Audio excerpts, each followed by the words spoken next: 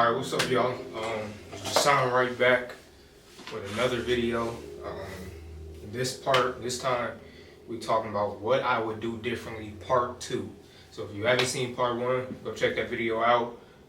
In that video, I basically just explained where I was at, where I'm at in life right now. My entrepreneurship journey, my personal development journey, and what I would have done differently if I was able to go back. But that's not me saying I'm not grateful, just to clear everything up. I'm definitely grateful. I'm definitely excited for where I'm at in life. I believe I'm going up and not going back or falling back. It's only up from here. And that's all thanks to God. And that's really it. What we talked about in part 1. So part 2, I got more in store for us to talk about. And then just going from there and saying, all right, let's get it.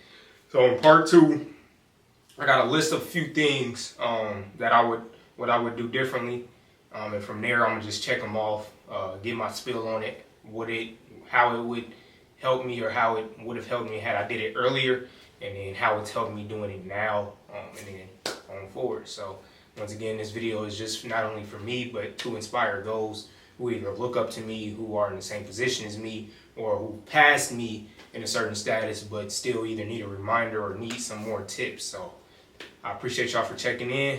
Let's go ahead and get it. Oh, and if you're new here, like this video, comment whenever you relate to something, whenever you have a thought, and share this video with at least 3 people. And also subscribe to the page, please. If you're not new here and you've been subscribed, you've been checking out the videos, same thing, like, comment whenever you feel the need or whenever you want. You already subscribed. So if you already subscribed, my challenge to you is turn your post notifications on for it, brother. And all that would be great. I greatly appreciate it. So let's go ahead and get it. So for number 1, I got, I would be honest with myself. So what that means for me is to be honest with myself about where I'm at in life, what needs to change, what needs to get better, and how it would get better. So right now I'm in a space where I'm not really sitting here lying to myself. So if I know I'm not great at something, I'm not going to say, yeah, I'm great at that, or I'm good at that. Yeah, I can do that. No, be honest with myself. Am I great at it, or am I mid at it, or am I terrible at it? And if I'm terrible at it and I know it's something I need to accomplish or I need to do, or I need to do to become successful or to gain a lot out of it, then I need to work on that. So that's just being honest with myself. And I know for me, back when I was in high school, because once again, I'm only 21, so that's really about the time that I'm talking about. For me, it was, I wish I was honest with myself about going to school, going to college, and knowing that, okay, if I don't go to college, I need to find something that will take care of me, or something that has some substance or can sustain the position that I want to be in once I graduate high school. And for me, where I should have been honest with myself, telling myself, you're not going to school. Because like I said, I don't want to say I wasted time on trying to get recruited for football, but it's like, dude, like I told you on the last video, I was 5'6", 5'7" at the time, 150, no muscle, had a frame, and I wasn't crazily athletic or even athletic enough to be on somebody's roster spot at a D2 level or a JUCO level or NAI level. So I wish I was honest with myself in those areas and like, yeah, okay, had I put in the time or the effort or put in the work in freshman year and before, then I would be in that position to do those things, but I didn't. So here I had to adjust and tell myself, okay, this is what you need to do. Like I mentioned, my boy Owen, how he was putting in work in high school while playing sports. He probably didn't put a focus on playing basketball in school and college. So yes, he was hooping in high school, but he probably didn't put a focus on that. So instead, he hustled, grinded with the shoes, and got himself to a good position. So it also takes surrounding yourself with people like that. Don't surround yourself around people who are trying to live up to this certain stage in life or a certain thing in life when you know that's not for you. And that's not me saying I was, but once again, if I had the opportunity to hang around an entrepreneur knowing, okay, one day in the future I do want to own my business, why wouldn't I do it then rather than waiting 3-4 years, you feel me? So that's what I'm saying about being honest with myself. And that basically ties right into the next point. The next point is surround myself around like-minded people. Right now, that's literally all I do. But had I done that in high school, I know I'd be a lot farther. And my dad used to get on me all the time, and a lot of this stuff is stuff that I got from my dad. Either he told me or he showed it, and now I'm seeing it like full throttle in real life. So it's like, dang, bro, Pops was just telling me this. Dang, bro, Pops was just telling me that. So one of those things is definitely surrounding myself around like-minded people. I couldn't stand school. So it was like, I just wasn't a person like sitting down, like being in class all day. So it was certain class that I would kind of be struggling in or not meeting an expectation my parents had set. And my dad was like, you need to be with the smartest person in that class because that's going to rub off on you and that's going to help you get your grade up in that class, regardless if you like the class or not. But being around the smartest person in the class is going to help you regardless how you think it is. But I never listen. I'd be like, man, you tripping. I ain't trying to hear that. But now, every day of my life now, that's all I do. Hit my boy up. Hey, let's go get some content. Let's go put in some work. Let's go do some business. We get on the phone. We ain't talking about, hey, you see the latest election, or you see what the Shade Room posted, or you see LeBron got dunked on, or whatever the case may be. Like, we're not talking about none of that stuff. Yeah, we have some simple conversations every now and then, but 9 times out of 10, it's always how we can make our situation better. So you need to surround yourself around people who are focused on your goal.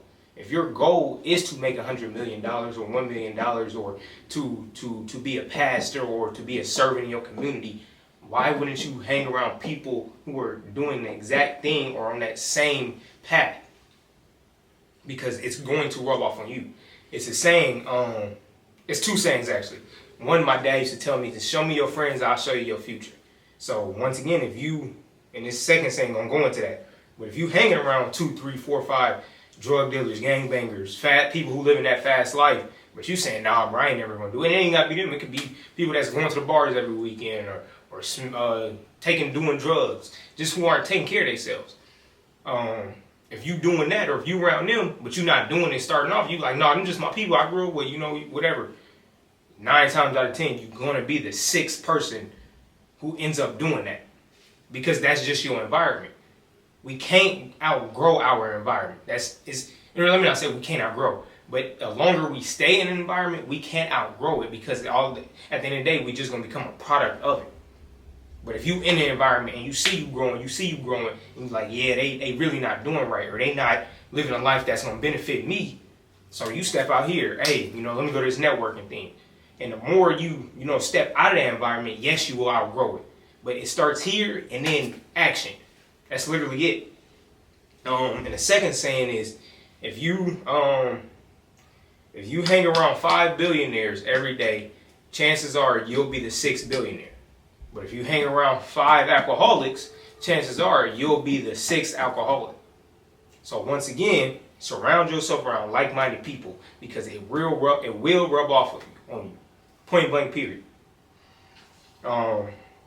Number 3, build self-control. So self-control, whether that's when it comes to lust, food, drinks, drugs, whatever. If you know it's not benefiting you, build a form of self-control that you can look at it and be like, no, because I know it's not benefiting me. And I'm not saying it's easy, because Lord knows I still struggle with some things that I know I need to self-control and be like, nah, that ain't for me. But if I'm doing the complete opposite of it, or I'm focused on other things, eventually it will start dwindling down and become less likely that I'll do it. But the problem is we get these habits, or we allow this dopamine effect with all these different high rises or things that just feel good in the moment, but after they feel terrible, we do it so much that now when we see it, we can't say no, we got to jump right to it. And that's the problem. That's why a lot of men aren't becoming successful, and women. So one thing that I wish I would have done at an early age is build that self-control. Be around people like, yeah, no, I'm not doing that because I know it's not good for me. Not following the crowd because I know the crowd don't even know what they're doing. So if the crowd don't know what they're doing, why would I do what they're doing and they don't even know what they're doing? And that comes with building that self-control, building that discipline. You sit here, you look at yourself in the mirror like, dang, all it takes is one mess up or one time I do something and it's cooked for me. But if you like, yeah, Jason or such and such, nah, we're not going to do that. And we're going to hold that to ourselves and build some self-control and be able to carry ourselves and discipline ourselves not to do it because we know it's not right. So once again, that's one thing I wish I would have done at an early age because it would have helped me in a lot of areas now that I am in life. Number 4, time management. Time management, that's major because I don't even know, here it is, over here. But if we don't have time management, like this thing right here, it's gonna control your mind. But if you what's the word I'm looking for? But if you build those time management skills and you telling yourself, no, let me get off social media real quick. Nope, let me they trying to hop on the phone. Now I gotta do something else. Or now I gotta do something else. So now you focusing on the things that are important. You're doing the things that are important because you focused on time management, you focus on creating a schedule, and that's what you got to do, create a schedule. All right, I wake up this morning, this is what I got to do. I got to go to school, I got to work out, and I got to edit 3 videos. Boom. So I don't have time to be on the phone. I don't have time to hop on the video games. I don't have time to do those things because I've created a schedule, and that's all I have time for. And the more you focus on your time management, instead of letting things creep into your time, you'll be straight. And that's one thing, once again, I wish I would have instilled at a younger age. And that even comes with being early to places. I believe my dad said it to me, but I've also heard it other places. If you 15 minutes early, you own time. If you own time, you late. And if you late, you late. Like, so to build that time management, be 15 minutes early. Show up, smile. Be the person who, dang, they here already? Cool, they came to learn, they ready, let's get it. Because they know they time management. The person who takes their time management serious, that's who everybody's going to take serious. Because why would you play with me if I'm taking my time serious? Especially high businessmen, successful men, successful women. If they see somebody who's taking their time serious, of course they're gonna want to take you serious because you're taking your own time serious. But if you play on my time, like, come on, bro. And Smokey, and Friday, I know he say playing with my money is like playing with my emotions. But if you get around successful people, playing with their time is playing with their emotions. It's not even about the money. It's about the principle of my time. I have other things to do, but if you running late or and stuff happens, emergency happens. But if you playing and it's consistent, why would I even want to be around you or, do things to incorporate you in the life that I'm trying to create for myself and my family? Like, let's be for real. Social media management. So once again, that dang there feeds back into time management. But it also, how I want to play that one is social media management. What are you using social media for? Social media was created for people to be able to grow their businesses. At least that's, in my mind, it was created that. I believe that's what Facebook was created for, but don't quote me on that. Got to do a little bit of my research. But no, on some real note, if you on social media and you giggling, following the Shade Room, following Hollywood Unlocked, following all these media outlets, and this specifically, I'm talking to men and women, but I'm specifically talking to black men and black women. We can't sit here and say we want better in life if we focused on the Shade Room post every hour, Hollywood Lock post every hour, in Baddies Northwest, Baddies Midwest, Baddies South, Baddies, all this nonsense. Like, you can't tell me you want that, but that's all that's down. You want better, but that's all that's down your feed. That don't make sense. How do you want better? How? You don't. You don't want better. You don't. Because if you wanted better, then you would use social media to capitalize off of it. To make sure your life, you use social media to feed your life, to help you become successful. Because literally, what else are you going to use it for? You want to be successful, but you worried about every other successful person and they nonsense and what they got going on and they drama. You don't want it. So, but let me reel it back in. Social media management. Social media is a tool. Social media is an asset if you allow it to be, or it's a liability. If you run your social media like a business, it's going to generate an income. But if you run it like a crutch or like a coping mechanism or a distraction, then that's all it is going to be. So manage your social media, make sure it's a professional page, and make sure it is benefiting you, not you benefiting everybody else. Because at that point, you're working a 9 to 5 on social media too. You on social media liking everybody else's page, commenting on everybody else's stuff, helping they viewers and helping them stay in the algorithm. And so you paying them. You helping them make money. The same way if you go to job and you go and working at McDonald's or whatever the case, and you working 9 to 5, yeah, you got your little cut, you got your check, what's up, it's gonna pay the bills. But at the end of the day, you making more money for the people at the top. Because the more you work, the more time they have to focus on other things, and the more you bring in people spending their money, that money going straight up the chain. And they giving you your little what you worth. You worth more than $11. You worth more than $20. You worth more than $30. You worth more than $50. But you have to act like you worth it. Show yourself you're worth more than what you putting in.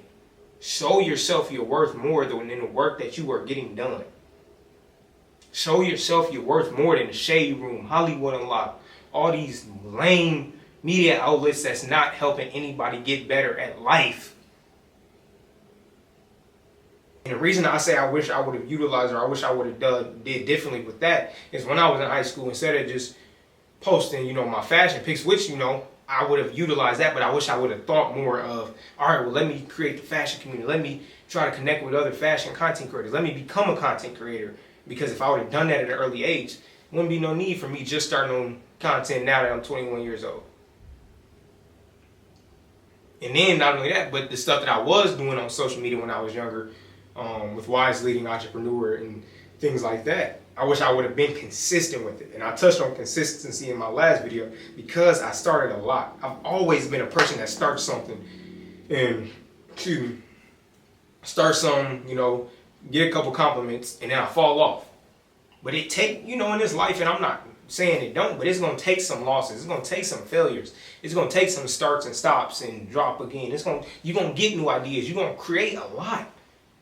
But be consistent in the things you need to be consistent in. Eventually, you're going to get tired of picking up a new thing and dropping it after 2 months. Because Lord knows that's where I'm at now. I'm tired. Dude, I didn't put in work on YouTube. I'm talking about I had 1.3K videos, 1.4K videos, and 800 subscribers. 800 subscribers don't come easy. But then for me just to drop the ball, I'm like, nah, I'm done posting shorts. And that's what I was posting. I was posting shorts and they will go viral when people subscribe. Basically a follower. And you're like, nah, I'm done posting shorts. Why? Post more videos. Don't just post shorts, but post long form videos. Because that's where you're going to get paid at. So once again, if you got a skill in certain areas, use it on social media and show that to everybody. But I digress. Now let me move on to the next one. I wish I would have utilized YouTube University when I was in high school and younger. It's so much free game to learn on YouTube. Shoot, even right now you learning free game. And all you gotta do is sit down, take notes, and be cool. Sit down, take notes, and implement them in your life. You got people like Myron Golden, Alex Hormozi,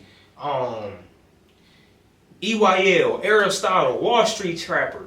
So many big names, so many people who are utilizing and giving free knowledge on YouTube, and you can learn from them.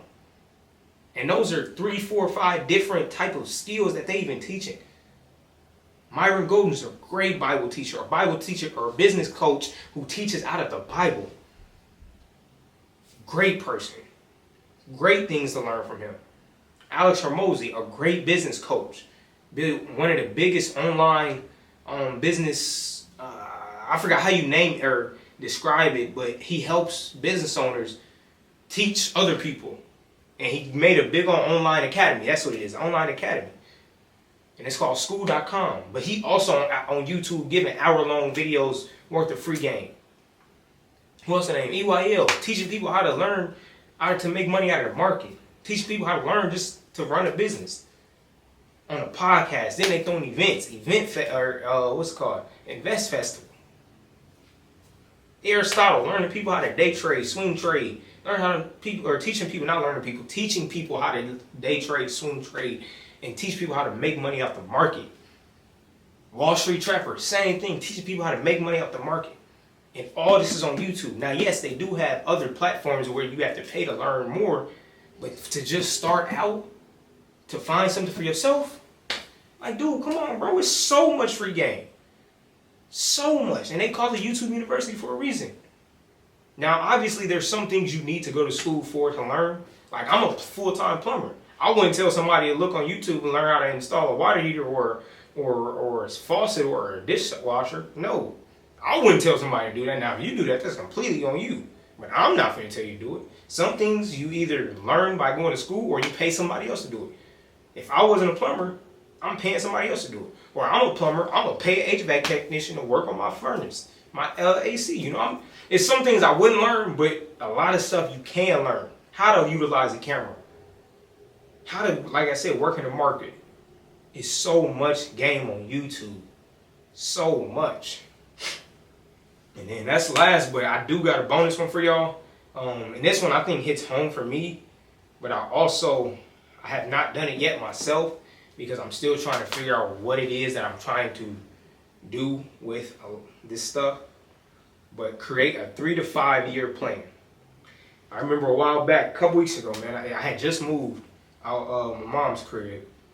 And I had like a couple long weeks, man. And I got to a point to where, like, bro, I didn't go to the gym that week. I would come home, just scroll on social media. And I'm sitting here like, bro, like, I just wasted a whole week.